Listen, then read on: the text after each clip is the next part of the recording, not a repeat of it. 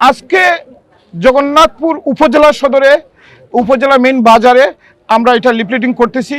গতকালকে আমরা এই ফাইলগাঁও ইউনিয়নে করেছি, এর আগে আমরা শান্তিগঞ্জে করেছি, শান্তিগঞ্জে বাজারগুলোতে করেছি, বিভিন্ন জায়গায় এক এক দিন এক এক জায়গায় করছি। আমরা সর্বোপরি আমরা এই জগন্নাথপুর দক্ষিণ সুনামগঞ্জের প্রত্যেকটি এলাকায় আমরা এই আমার নেতার এই 31 দফা আমরা পৌঁছে দিব। এটা আমার কর্মী হিসেবে আমার দায়িত্ব মনে করে আমি করব।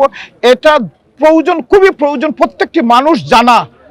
বিএনপি এবং বিএনপির নেতা দেশনায়ক তারেক রহমান 31 দফাতে কি বলেছেন এবং আগামীতে যে সরকার গঠন হবে ইনশাল্লাহ আমরা বিশ্বাস করি এই সরকার বিএনপি সরকার হবে।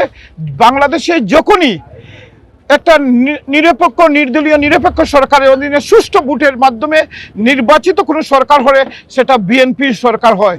আগামীতে আমরা বিশ্বাস করি এই অন্তর্বর্তীকালীন সরকার খুব অল্প সময়ের মধ্যে নির্বাচন দিবে, সেই নির্বাচন সুষ্ঠু হবে এটা আমরা বিশ্বাস করি। আর সুষ্ঠু হলেই বিএনপি ইনশাল্লাহ সরকার গঠন করবে।